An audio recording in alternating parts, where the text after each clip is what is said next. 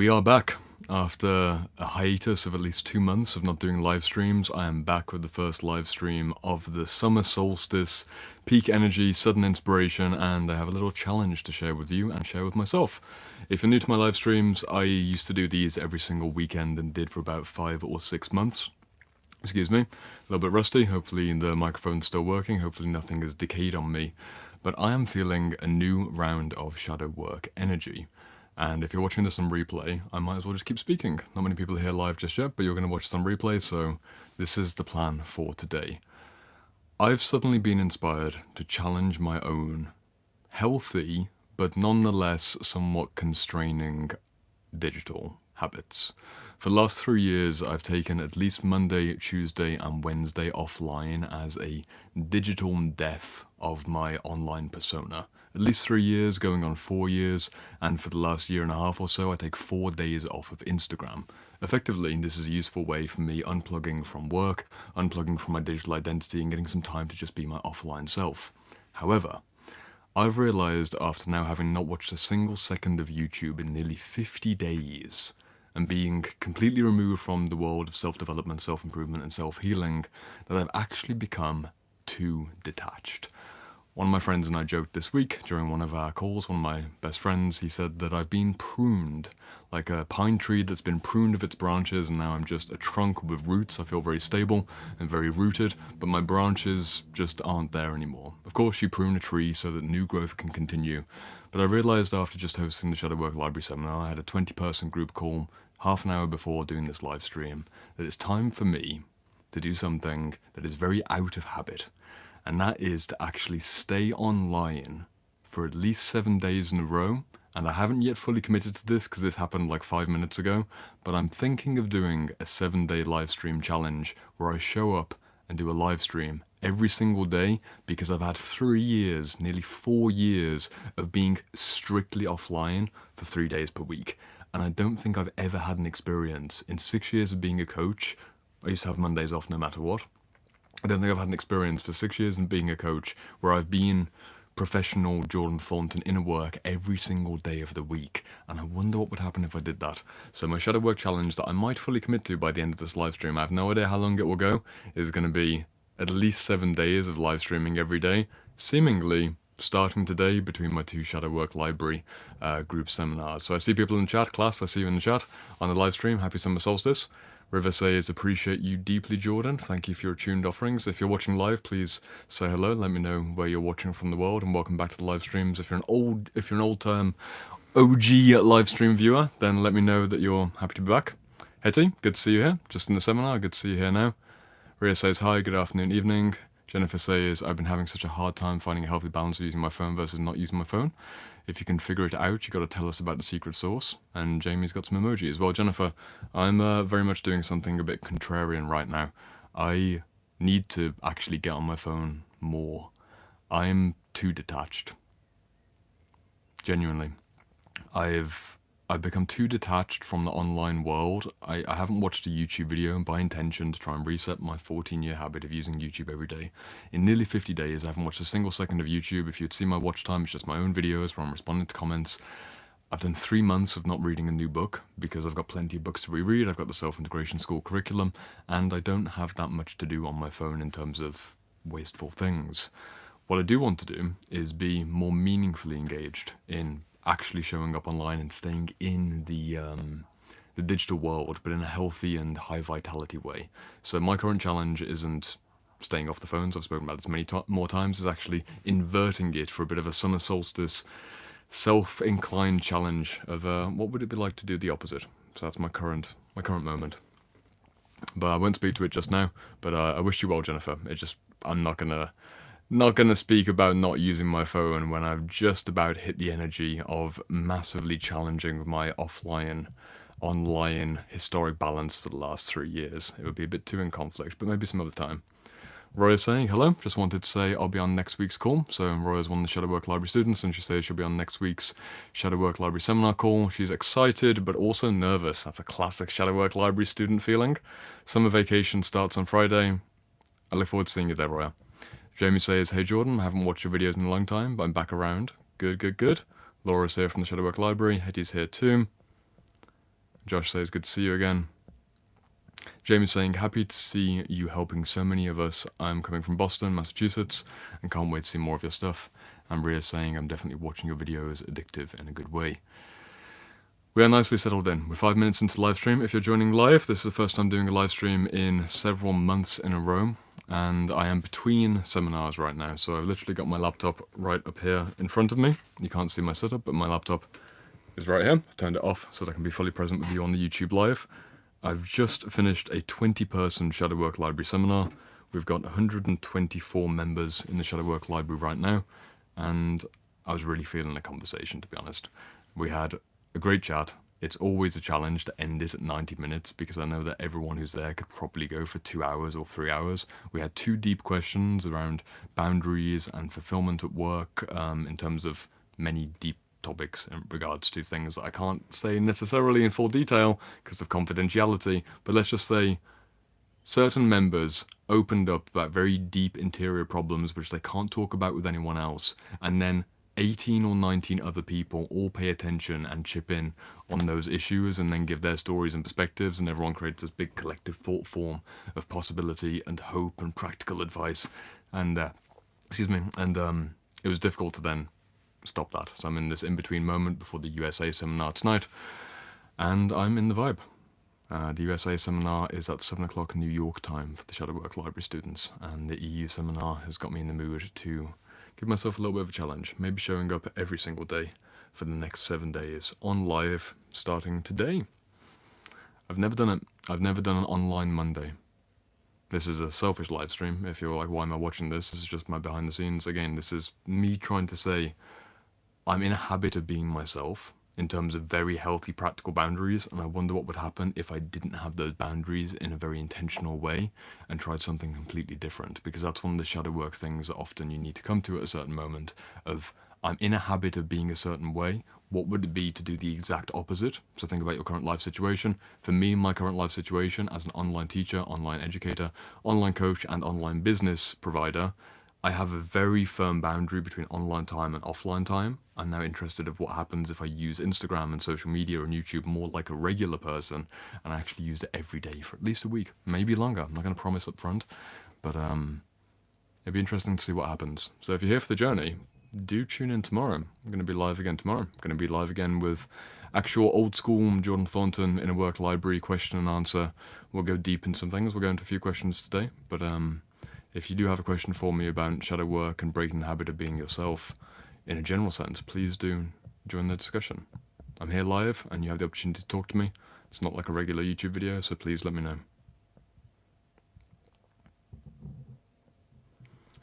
Question in chat: when feeling so detached and out in nature, do you notice natural truths coming to you, things that you can't actually read in a book? Yes.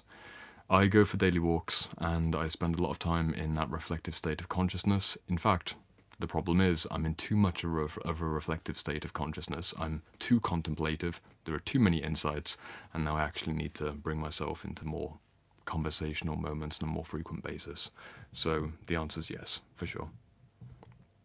Jamie Lynn says, I've been detached from pretty much everything around me for the past 2 years or so. I'm now back in recovery. I need to not isolate as much. It's a fine line between isolation and solitude. For sure, for sure. Well done on looking after things that need to be recovered, and likewise trying to find that balance between isolation and just being self-restoring in the solitude. It is a tricky place to be. Boy Jar says, Jordan, it's an honour to be here. It's an honour to have you here. You are back on the first live stream in some time. I'm a little bit rusty. I've forgotten how to do these things to some degree, but here I am as a human between Shadowwork Library seminars, people who are joining in real time. Say hello. Help me out. Will get me into online persona mode. I'm just going for a spontaneous thing. I didn't think I'd do a live stream today. I've just decided to turn on the camera because I'm literally set up in conversational mode after the first seminar of the day. Jennifer says, good to see you back in the YouTube sphere. Many of your book recommendations have been deeply transformative for me, and I'm thankful that you make these for us. I'm thankful too. ZZ Alf said, what's one thing to do when I don't, thanks Jordan, believe in anything? I assume you put thanks, Jordan, in the middle of your question. You just wanted to thank me mid-sentence there. What's one thing to do when I don't believe in anything? That's a very, very broad question. I couldn't give you any kind of meaningful answer to such a broad question. You could get more specific, and I could maybe have a more specific conversation. But there's such a lack of context there that I'd hesitate to just prescribe something off the top of my head. It wouldn't be fair of me. So if you give more context, I can give you a proper, more nuanced answer, and maybe more than one thing. Class says, and with that, do you find it hard to actually communicate with people? No, I do not. Time to ground yourself again. People need people. No, I don't. I don't find it difficult. My challenge, personally, if anyone's interested, of being me and having this channel at almost 100,000 subscribers, with the comments and the messages and the private clients and now 124 students in the Shadowwork library, is that I'm a professional communicator. Like, I'm a really professional communicator. My whole job is just communicating. Whether it's a comment response, a message response, a voice note, a private call, a full seminar, I'm constantly in communication. So for me to take time, multiple days per week, where I'm a little bit by myself, that habit of being me does just endure and continue. And as soon as I get back online on Thursday to my private clients and my Shadowwork library students, I'm right back in it, because it's just an easy thing to get back into. I disconnect from my digital persona and work role, but I still have the base skill set, like a muscle that doesn't atrophy. If you don't go to the gym for 3 days, you're not going to lose all your muscles, if that makes sense. ZZAlf, you said, I told you to coach me one-to-one, but you said no. Again, I'm happy to give you some support, but if you don't give me a more specific question, I'm not the type to give broad generalizations on very wide themes. Otherwise, it's not that useful. I'm basically just a series of quotes at that point, rather than someone who's doing something a bit more valuable. So please give me something more and I can help out. Rhea says, I'm more like try to be myself nowadays to reflect on my life and plan the next move. Also need some quiet time for reading. I have a big pile of books for reading, and you're in England. Fantastic. Make the time, keep going. Roya's likewise struggling to read lately. Roya, you're a Shadowwork library student. You have got a concern that many of us have from time to time, which is the books just do not find a way to get themselves off the shelves. It's like the gravity field on the shelves is artificially strengthened. As soon as you know you're meant to be reading, you can't pick it up. The easiest thing to do is just commit to half an hour a day, 10 days in a row, and just do it no matter what. Find the half an hour chunk, get a phone, set a timer, and do half an hour no matter what, and it will build up. Maybe take inspiration from the fact that I don't naturally want to do live streams in this season of my work and my personal life. I haven't done them in 2 months. I'm trying to focus on the self-integration school curriculum, and yet I'm pushing away from the habit of being myself, the default energetic trend to not do a live stream, or in your case, not read the book. And I'm just giving myself a 7-day challenge with YouTube when I wanted to quit watching YouTube, and I have done now for nearly 50 days. All it took was committing to one person in the Shadowwork library in a group seminar. This is what we do in the group seminars, as you know. Like, people say things, and then you make group accountability commitments, and then people have said things that then they're accountable to. And I did one of these moments to the group of students and said, I'll do 7 days, no YouTube videos. 7 days, no YouTube videos. And after 7 days, I ended up doing 14, 21, 28, put a post on YouTube, kept going, kept going. Any particular habit, it does work if it's a relatively low friction habit. There's deeper psychology, as I ask, of what is the resistance and why don't you want to do it, and what does your inner child say about this, and is there some kind of archetypal significance, and is Mercury in retrograde, and what does it mean about your grandfather's stub toe, and all these different very complex psychological questions.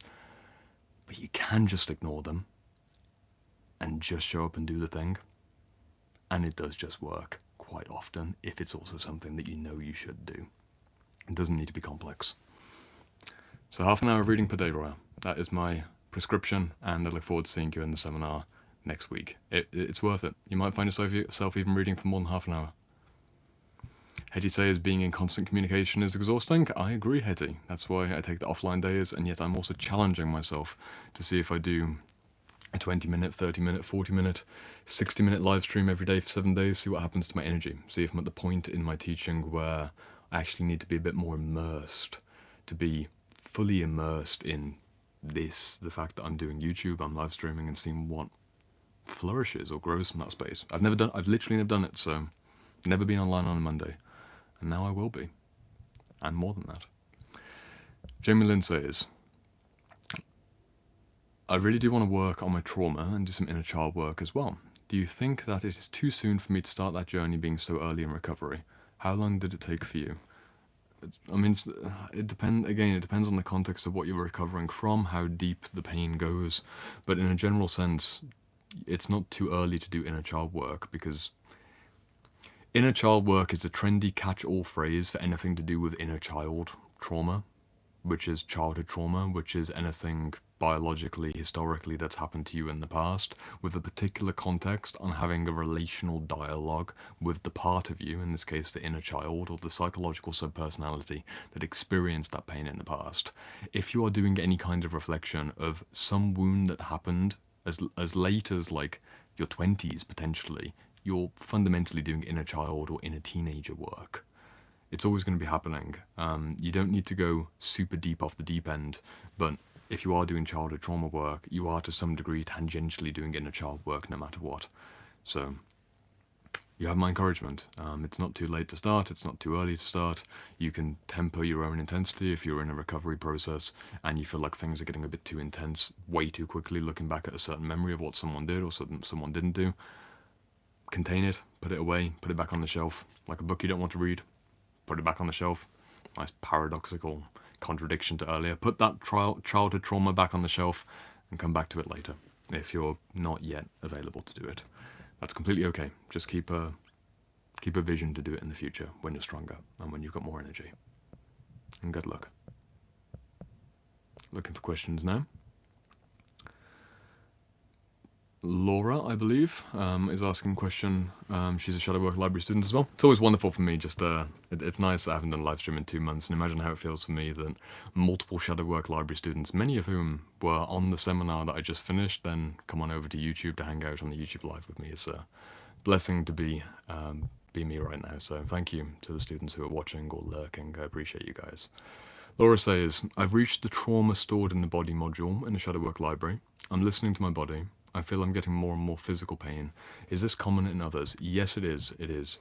I don't know if I went into it in great detail within the trauma modules in Shadow Work Library. Modules 4, 5, and 6 are the core trauma modules, so a third of the material inside the Shadow Work Library is trauma focused. Because trauma is such a massive topic, I mean literally hundreds of books in this library are on the theme of trauma. I don't think I went into the specifics of the amplification of trauma as you start looking at something, especially the amplifying effect of physical symptoms when you start looking in detail at something that happened, but it is very normal. At any given point in a mentorship when I'm working with someone, there's usually a moment around 2 to 5 weeks in where things seemingly get worse before they then get better. And usually this tends to indicate that there's an unfreezing happening, whether that's a very low-grade unfreezing of you're actually looking at the thing that was painful, and then you're feeling the fear, feeling the anger, feeling the grief, super normal response, or it's more of a somatic unfreezing of not just a wave of emotion, but maybe like a particular pain in the neck, a particular thing going on with your eye, a particular dry mouth or cough or clamminess, whatever it might be. It could be quite persistent and chronic. It might be a sign that you've gone to maybe a bit too far, a bit too quickly, but for many people, it is just a very normal part of going into a territory that you haven't been to for a while. To say it simply, if your body's starting to respond, based on you mentally exploring with books or journals, things that happened in the past that weren't good, it means that you're doing it correctly. You found something, your body's responding, there's a synthesis across time, the past and the present are creating a synthesis, and you are in real trauma work. A lot of the key therapeutic work that we end up doing is the active present moment, which is evoked by the past or evoked by the future. But it's always the present moment. An emotion is always presently felt in the body, and it's the same for a physical symptom, a physical pain as well. If things get really intense, obviously as a Shadow Work Library student, just like send me a message and I can give you more specific advice. I'll send you a voice note after this, so do make use of being a Shadow Work Library student. Send me a message, I'll send you a personal voice note as a general YouTube live stream bit of advice. If you are seeing too much or feeling too much, just take a break for like 1 or 2 weeks. and let it settle down. It's okay to pause. It's okay to take that slower pace, knowing that ultimately you'll go much further.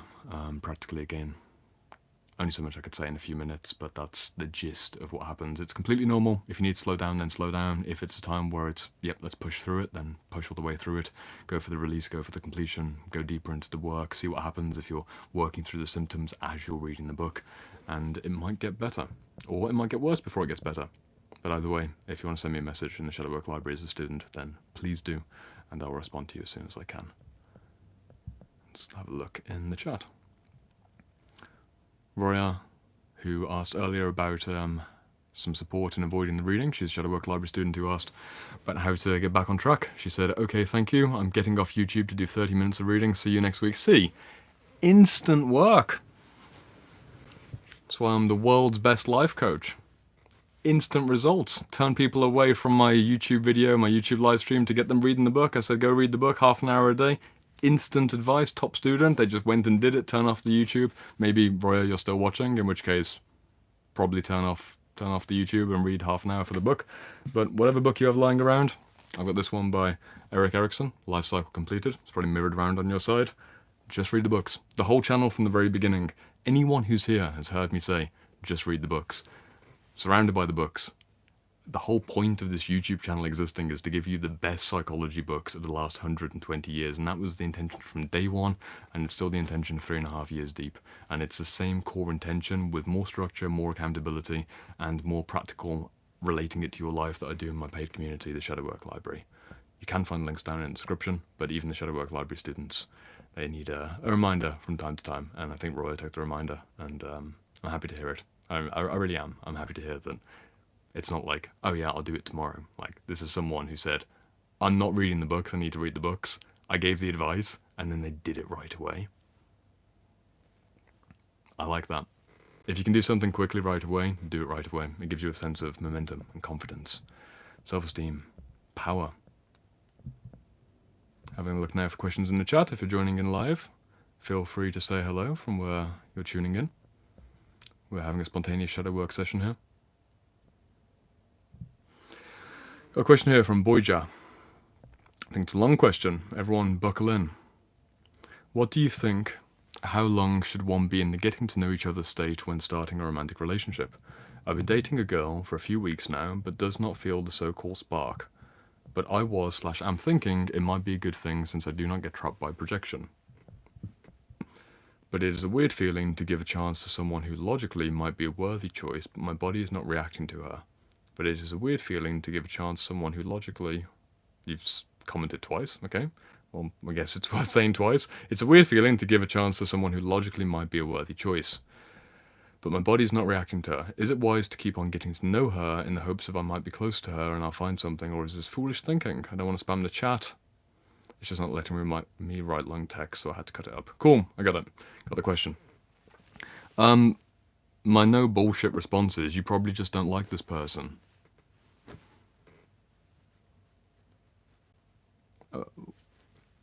That's my instinctive response. You don't like them. Someone else might be worthy of take longer, see if the emotions develop, but if it's been multiple weeks and you don't feel a sense of chemistry, physically, emotionally, spiritually, mentally, but logically you should, continue getting to know them. If it's a first date and maybe you're a younger person, perhaps by the way the message is written, you might be, in your 20s or 30s, just move on. I don't know the full context, but my instinct is saying you don't like them, so don't waste your time. Someone else may be worth it, but you'd probably feel a bit more at this stage. Yeah, I see you say, thank you man, this is no bullshit. Answer was the rough thing that I needed, felt that on my chest. Yeah, you're not a bad person, as long as you haven't led them on with some kind of grandiose romantic fantasy of how you're all gonna live this incredible life together or something, and you're just genuinely in the getting to know each other stage, they'll understand. You forthrightly saying, I really appreciate you, I've enjoyed our time together, I'm not feeling this, I wish you all the best.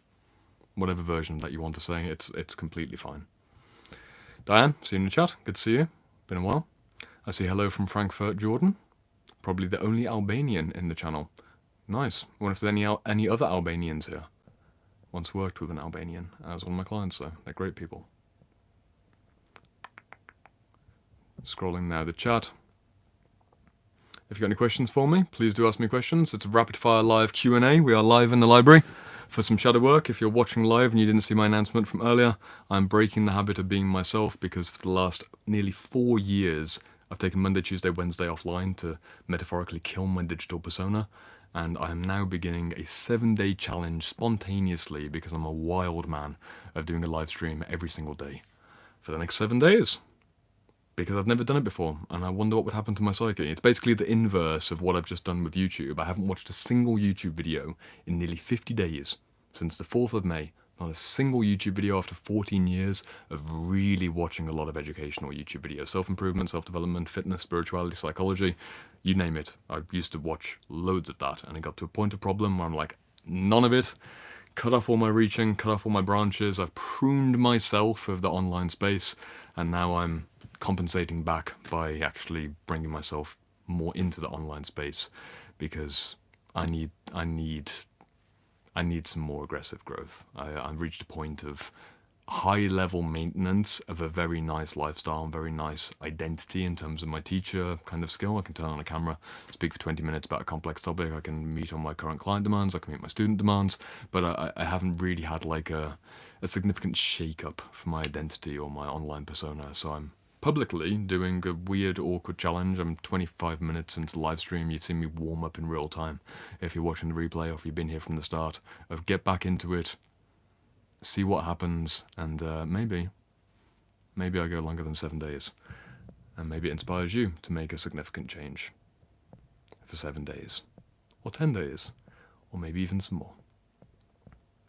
I see Jamie Lynn saying, thank you for that information. I didn't realise. I assume you know about IFS. Yep, internal family systems. Would that be considered more inner child or like an inner personality work? Internal family systems is a variety of subpersonalities, so it's parts work and subpersonalities, but often you are dealing with childlike parts or younger parts.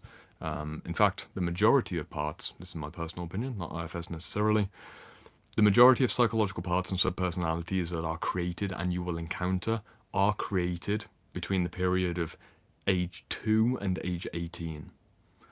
Not many grown men and grown women create significant subpersonalities or significant parts. It's usually children and teenagers based on all the kinds of conditionings and new experiences that happen in the earlier years.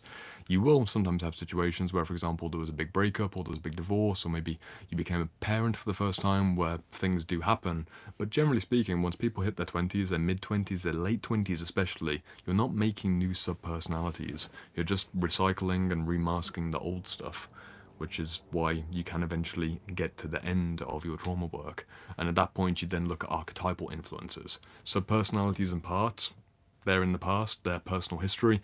Archetypes are more of a collective theme, and they are much bigger than personality, and that's more of a future-focused, of course, Jungian psychology framing that makes a differentiation between the part, the subpersonality, and the archetypal influence.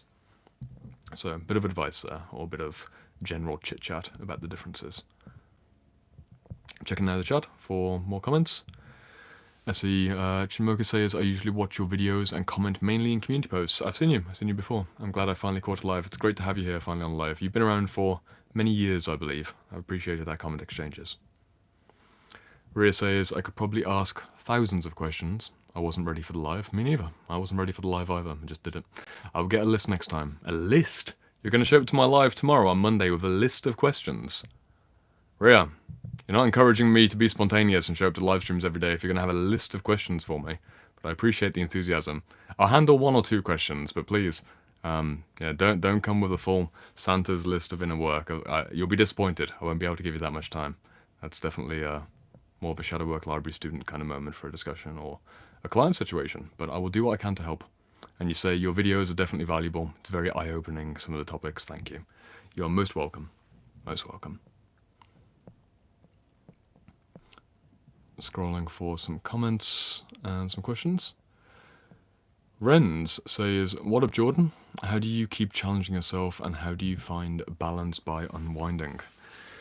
My current challenge, my friend, as you may have heard, more and more people are joining live, so I will repeat myself just one more time. I basically get to the point in terms of my inner work and my personal development where I pretty rapidly I'll say it this way. I'll pause to say it correctly. How do I personally challenge myself? For the last decade or so, I've mainly focused on the path of elimination, which is the path of removing things that are no good for me, in essence. So I'm 6 years sober, semen retention practice, removing bad relationships, bad friendships, getting out of bad work situations, having a physically healthy and vital body by removing things which are toxic. For example, I don't drink tap water in the UK. That's a really small, simple change. Like a pathway of elimination, eliminating a super simple thing like not good quality tap water to have higher quality water, bad food to higher quality food, bad friendships to better quality friendships, across the board. So the last decade or more, realistically more, like last 15 years or so, I've been eliminating and eliminating and eliminating, and I tend to find that the pathway of challenge. It's the pathway of restriction. I challenge via restriction or by making a commitment to do the same thing over and over again. That's the framework that I challenge myself in. Hence, I've just begun the 7-day challenge spontaneously of doing a live stream every single day on YouTube, because that makes me somewhat uncomfortable and I've never done that before. You might think that it's adding live streams, but it's not that. I'm eliminating my nearly 4-year strong boundary of 3 days per week, no matter what, being completely offline. Because that's become something of a very comfortable zone to live inside. I'm very good at that. So I wonder what happens if I cut it away temporarily. Has something which was once medicine become a poison? Has that confined me in a way that's prevent me being immersed in the work at the next level? I don't know. I'll find it. But for me, it's an elimination pathway. I'm not adding anything. I'm eliminating a habit or a boundary or something that was there before that used to work that now needs to be something else. Like eliminating a wooden wall to put up a concrete wall. Something like that. That's my main path. What works for you? Please let me know in the chat. Elimination definitely is the one for me, friends. Asha in the chat says, take a bit of matcha before I read your question. Welcome everyone to Livestream as well. Thank you for choosing to hang out with me. We've got nearly 60 people. 60 people live in the library. If you're drinking something warm, drinking something sweet, hopefully non-alcoholic, cheers to you. If you are drinking something alcoholic, it's a warm Sunday. It's your choice. It's your life. Just not my personal thing. Asha and Gowan. I've been grieving the end of a number of relationships for the sake of truer alignment with my healing, but those losses inflame abandonment wounding. Don't we all know that one? How would you suggest managing this pain? I would manage the pain by reminding myself that it was my choice. If you've cut off a relationship and you made the choice, it's your choice. You've chosen this pain. You may have had to choose this pain because it's the lesser pain compared to a greater pain of staying in the relationship. But genuinely, that is what I would do. That's my first instinctive response again. I would remind myself that I have chosen this, and in choosing something, and in choosing the pain in particular, it becomes lighter because it's autonomy-inducing. Rather than feeling like the pain is happening to you, you change the frame of reality to you're the one that's created the pain for yourself as a temporary experience towards a greater pleasure, a greater meaning, a greater sense of this is what I want in a certain number of weeks or months, namely a better relationship, a better friendship, a better family connection, whatever it might be. Embrace the fact that you've chosen this. That's my genuine, heartfelt advice. And it might feel better. Next question, or Shinmoku's saying, frequent commenter on the channel over the years, said, yes, I've been here for years, and you've been a great help in my healing journey and studies. Thank you. You are most welcome. Diane, another frequent commenter, been here for years, great person, says, here's one question. How has doing more art helped reflect your subconscious so far? For me, it showed how much I value nighttime as a time to be the most myself when asleep. Artistically, so for people who don't know what Dan's talking about, I'm now flirting quite deeply with doing anatomical sculptures. You might see over here, that was the first sculpture, you really can't see it, but there's a clay sculpture, a female clay sculpture that I made about 3 years ago, I believe. And I stopped sculpting because I've got the shadow work library to build and clients and students, and I'm in the book, so I get very locked in on this is the thing that I'm doing. But lately I've decided to open up sculpting in my life again. So I've done a few things, not too many things, but I've made some sculptures, made some armatures. That's what's been going on. I'm getting my hands busy again. The main thing that I've learned, Diane, is that if I don't put consciousness into these, like really put consciousness into my hands, again, I don't have branches to reach into the world. There's only so far that I can mentally reach or verbally reach towards you. But I live in a digital reality to a significant degree because of the way that I work. I balance it with offline time, but I don't have an ability to work with things. I spent 2 years traveling around Europe working on farms and working with animals, and I was doing construction things as well, some off-grid construction stuff, some classical construction stuff, really making stuff with my hands. I can't justify spending a lot of time doing it based on what my business needs and what I want to do as a teacher, so they're two related things, but also two separate things. But to bring more consciousness into my hands has revealed the priority structure of I need to take maybe 5%. 5% of this, 5% of this, be silent, be lower in my body, and create with my hands. And let them be more than just gym calluses and a lot of rips on the wrists from muscle-ups. It's fun to work out, but it's not like doing dips and muscle-ups and lifting it's been fun for 13, 14 years, but it's not the same as creating something with your hands. I'll still do it, but it's definitely different. That's the main thing I've learned so far.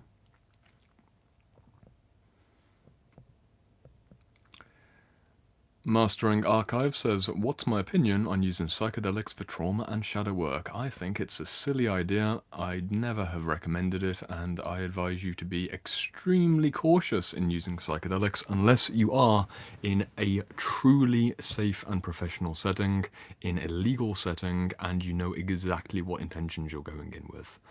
It has become a very popular, very trendy, and very dangerous space that many people are cowboying their way through, especially with the plant medicine world.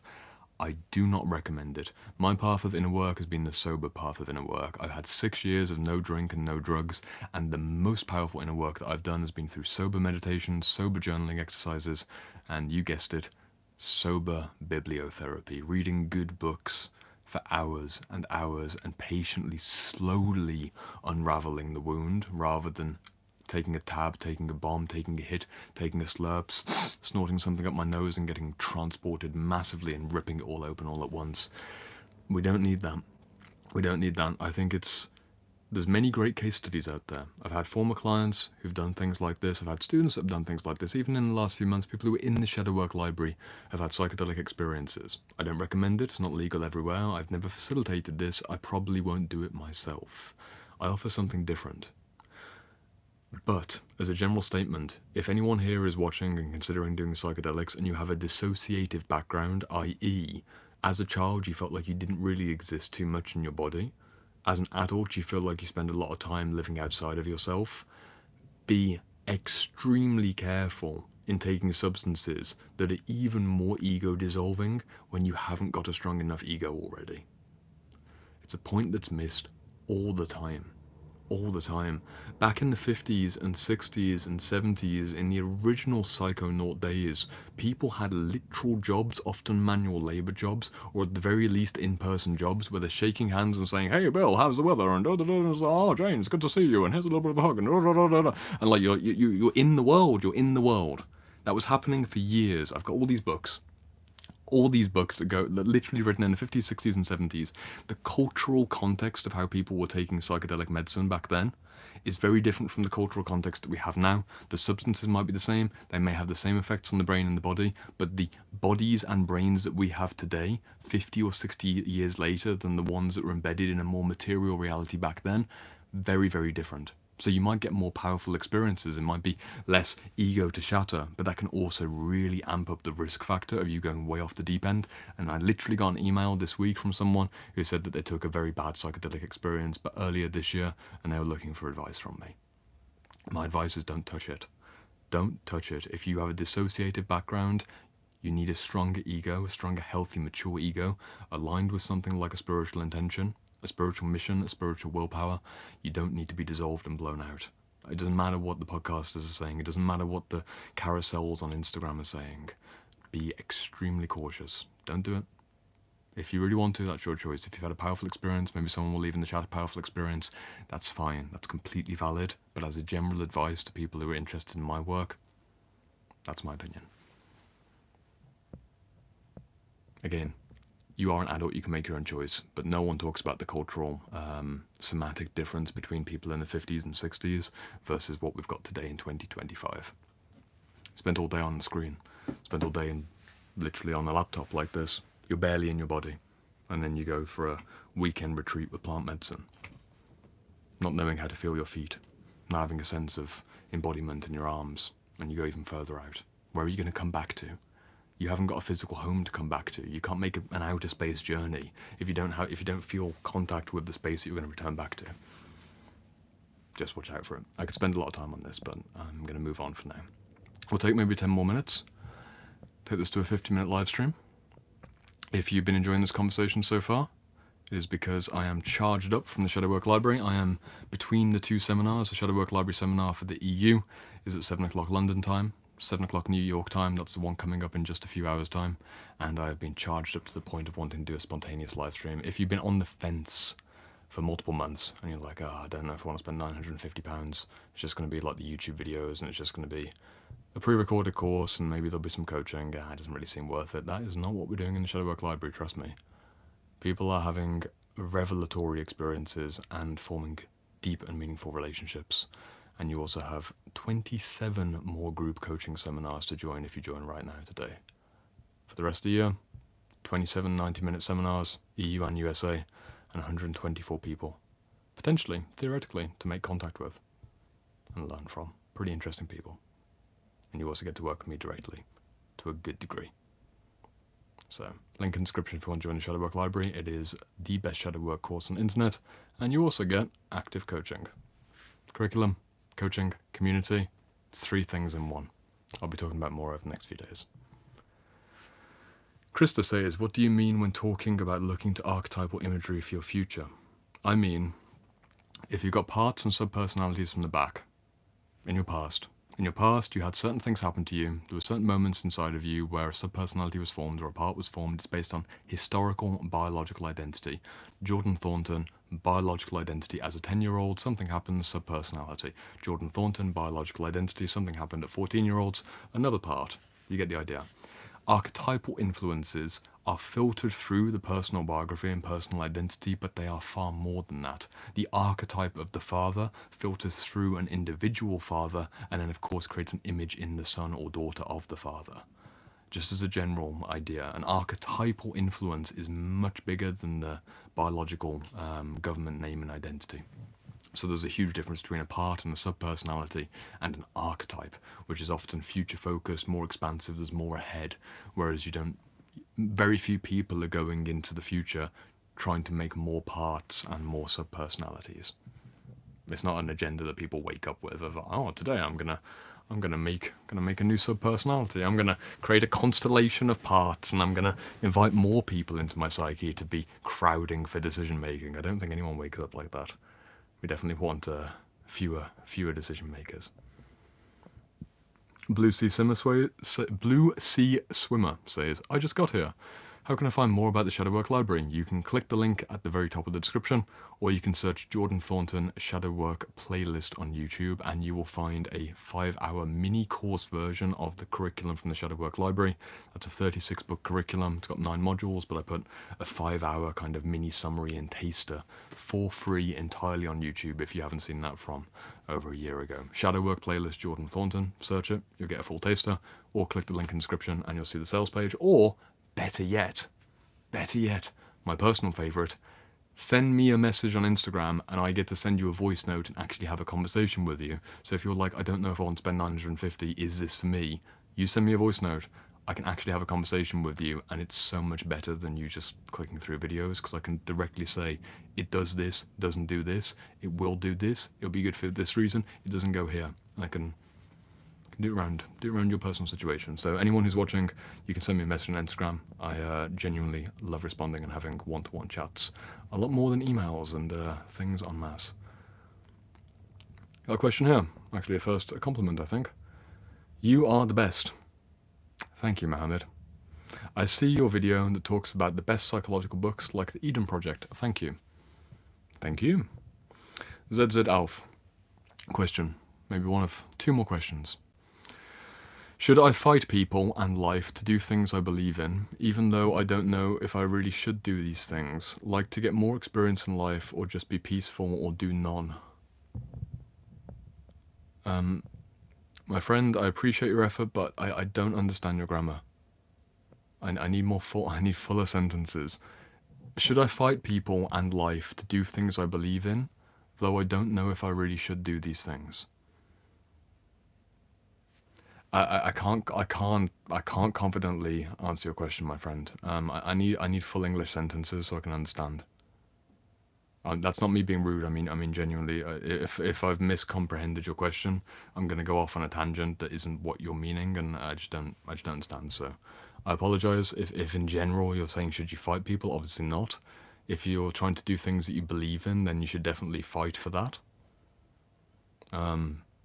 Yes, maybe. Again, everyone, you can help me out if you do full English sentences that are nicely written, like it's a adult conversation where we're having proper adult to adult full English context. Like, I'm talking to you with proper language. Please talk to me with proper language. I can then give you proper responses. Just as again, not being rude to people. It's just bare minimum. Bare minimum. Krista says, "What do you mean when talking about looking to the future?" We've answered that one. M says, "So you that way you can..." That's another bad sentence. I'm not answering that one. Sorry, I can't do it. I can't do it. I've also just come out of the Shadow Work. I've come out of the Shadow Work Library seminar. There's 20 people. We're all like properly discussing in like, properly contextualized things, and it's a bit tricky to go into half sentences. So I'm just not going to do it today. ISA is, sorry for repeating if the question was skipped due to lack of relevance. What's the point of healing if something might happen again? Great question. That's a good question. What is the point of healing if something might happen again? Well, I remember when I was a boy, I had a situation where I was out in the woods with my friends. We started a little fire, and being a little boy, probably like 7 or 8 years old, I got too close to the fire and I got a burn on the back of my hand. Like a scab, like, the blistery burns. First time I'd ever gotten a burn like that, and obviously it's painful, but also it's like quite interesting as a little boy, and I kept picking at it, and eventually I got told off enough times to stop picking at it. It was fascinating to have the wound. I wanted to keep picking at the wound. I didn't give it time to heal. Eventually it did heal when I stopped picking at it. What is the point of me sharing the story? If you've been wounded and if you've been burned, should you look after the burn? The answer is obviously yes. Something bad has happened. You just look after the pain that you've got. It does not matter if I'm going to be burnt again. Maybe like, oh, what's the point? I'm just going to get burnt on this hand again eventually in a year or 5 years or 10 years. It would be a ridiculous frame of mind. The physical body, and a literal example, reveals how fundamentally incomplete that idea is. If you don't think it's worth healing something in the past psychologically just because you might be injured by something in the future, doesn't take away the fact that you've got a bleeding, pussy, burn wound on your hand or a burn wound on your heart that needs triage and attention. If you're bleeding and burning, you just look after the pain that's there because that's an inherent good, and if you get bled or burnt in the future, you deal with that then. You shouldn't not give yourself the medical care just because it might happen again. Please give yourself the care if you need the care to heal. Have I read The Problem of the Puer Eternus? Yes, I have. It is a fantastic book. It is right here. Problem of the Puer Eternus by Marie-Louise von Franz, and Alchemy, also by Marie-Louise von Franz. I know the books are mirrored around on your screen. If you want to screenshot, you can screenshot in 2 seconds. 1, 2, and then flip it around on your camera reel. They are great books. People can sometimes Marie-Louise von Franz, the OG Jungian, a bit hard to come by, but she is worth enduring. Lewis says, my videos are absolutely phenomenal. Where would I start on inner work at age 20? I would get in shape, I would get sober, I would make sure that I'm in a good romantic relationship, I'd make sure that I've got good friendships, and I'd make sure that I've got a somewhat meaningful career path lined up for myself. I'd also actively make sure I've got the right boundaries in terms of my family relationships. I'd actively make sure that they see me as an adult man rather than the boy that I used to be. And I think a big thing that I'd also focus on, Lewis, is building an active relationship with God if you don't already have one. That's my short answer to that question. Good luck. It's a great thing to be a 20-year-old asking these kinds of questions, so be well and good luck. Writer says, do you have any super dense, highly technical books talking about Jungian symbolism and its relation to Deleuzian philosophy? No, I do not. I'm sorry. I just don't.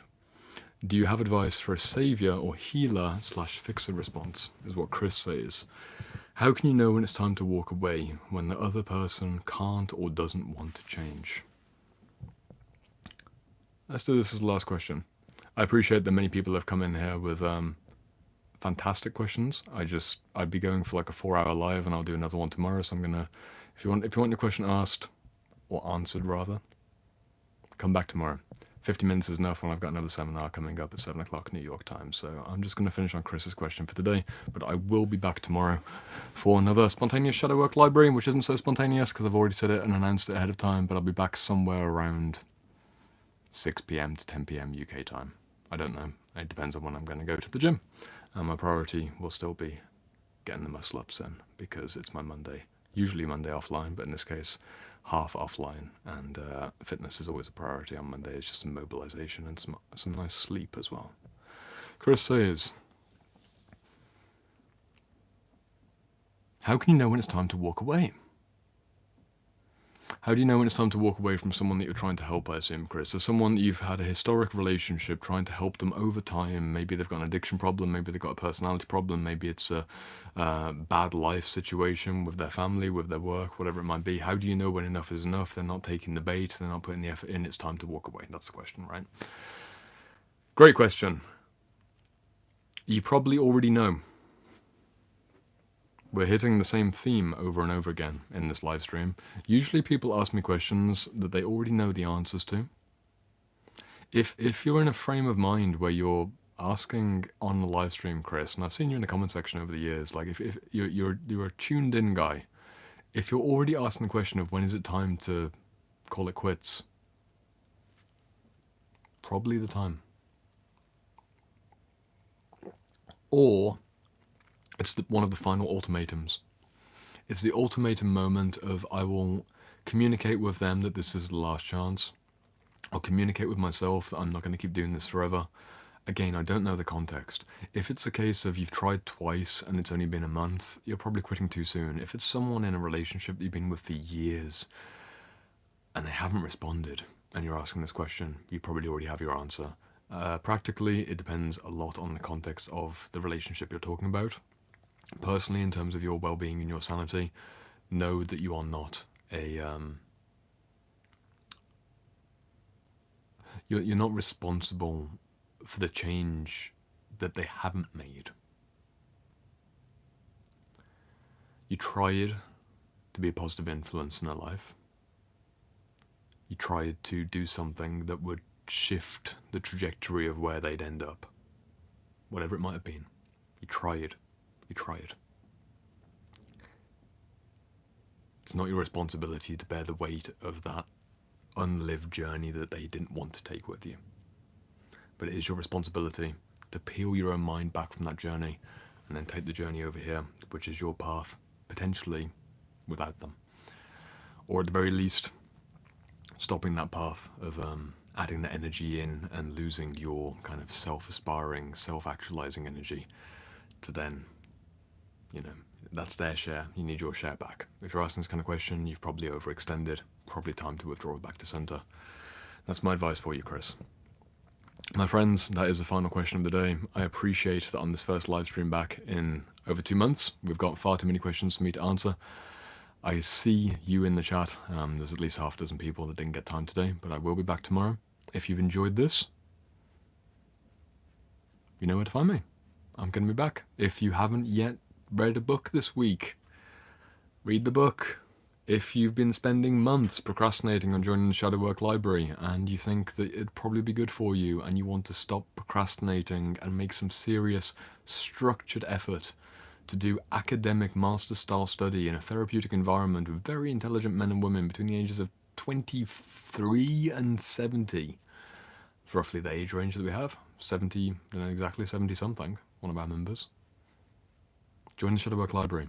It's the best time to work with me. You've got 6 months left of active group coaching. The link is in the description.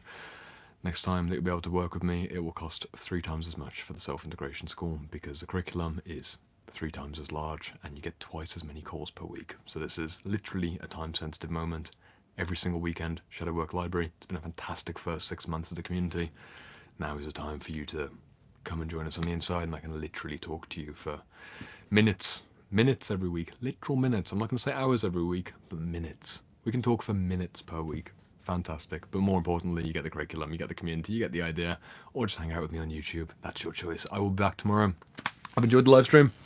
If you've enjoyed it too, see you tomorrow. 7-day Shadow Work Challenge. Be well, my friend.